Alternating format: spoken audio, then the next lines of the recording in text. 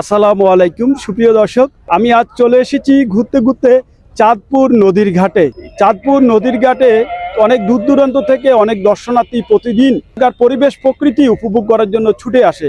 পদ্মা এবং মেঘনা নদীর যে মোহনাটি রয়েছে সেই মোহনাটি ঘিরে এখানকার রহস্যের কোনো শেষ নেই। অনেক নৌকা লঞ্চ সেই মোহনায় ডুবে যায়। ভ্রমণপ্রিয় সব মানুষেরা প্রতিনিয়ত চাঁদপুর নদীর ঘাটে এসে ওরা আনন্দ উপভোগ করে। আজ তাই তো আপনাদের চাঁদপুর নদীর ঘাটের যে দৃশ্যগুলো রয়েছে সেই দৃশ্যগুলো আপনাদের সামনে তুলে ধরার চেষ্টা করছি। নদীর ঘাটে তোমার কাছে কেমন লেগেছে?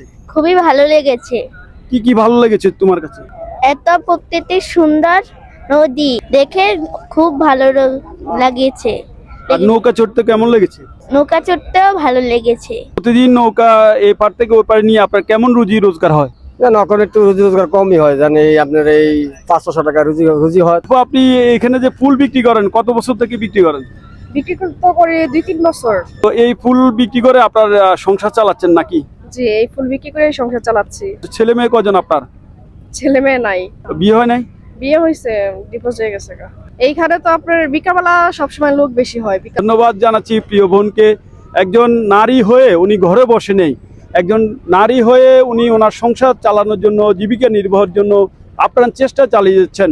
সকাল থেকে রাত পর্যন্ত একজন নারী সমাজের উদাহরণ, একজন নারী আমাদের পথ প্রদর্শক। অনেক পুরুষ জাতি রয়েছে যারা ঘরে বসে সময় কাটায়, একজন নারী উদ্যোক্তা হিসেবে আমাদেরকে অনেক দূর এগিয়ে নিয়ে যাবেন। ইলিশের দাম কেমন? এগুলো আমরা 2000 টাকা করে বিক্রি করি। বছর থেকে আপনি এখানে ব্যবসা করছেন? 25 বছর। তো বিক্রি কেমন হচ্ছে? বিক্রি মাছ দাম বাড়ার কারণে ক্রেতারা আসে, মাছের দাম দেখে আর কি চলে যায়। এটা কত করে কেজি বিক্রি করেন? এগুলো 1700 টাকা কেজি বিক্রি করি। আর এটা?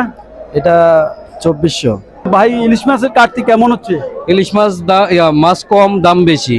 তো এগুলো কত করে? এগুলো 800 গ্রাম, এগুলো হলো আপনার 2600 টাকা কেজি। 1 কেজি গুলা ওইটা হলো আপনার 3100 টাকা কেজি, আর 2টা কেজি এটা হলো আপনার 1650। এই বছর কি ইলিশ মাছের দাম বেশি নাকি?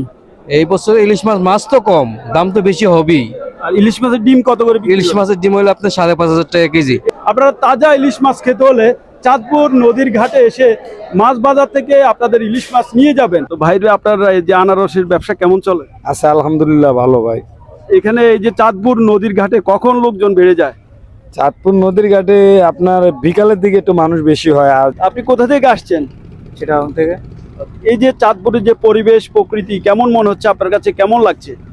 জি আলহামদুলিল্লাহ ভালো লাগতেছে। সুন্দর আবহাওয়া, প্রকৃতির আবহাওয়া দেখে ঘুরে বসছি গাছের ছায়ায়, খুব সুন্দর লাগতেছে। আপনি কোথা থেকে আসছেন? আমিও চিটাং থেকে আসছি।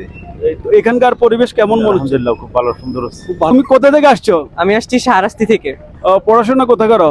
আমি হচ্ছি ঢাকায় মিরপুরে বাংলা কলেজে। এখানে আসলে হচ্ছে মাইন্ড সতেজ থাকে, আর হচ্ছে একটি মনোরঞ্জন করা দৃশ্য এখানে বা উপভোগ করা যায়। তা হচ্ছে দূর দূর থেকে মানুষ এখানে আসে। আমার বাসা হচ্ছে চাঁদপুর শাহরাস্তি এবং আমি পড়াশোনা করি হচ্ছে কুমিল্লা সরকারি কলেজ, কুমিল্লাতে। তো এখানে কি মাঝে মধ্যে আসো না, এই প্রথম আসছো? না, আসলে হচ্ছে আমাদের চাঁদপুর যে মোহনা, 3 নদীর মোহনা, এই জায়গাটা আসলে চাঁদপুরের জন্য একটা গর্বের বিষয়। চাঁদপুর বিভিন্ন জেলা, যে চাঁদপুর হচ্ছে ইলিশের জন্য বিখ্যাত।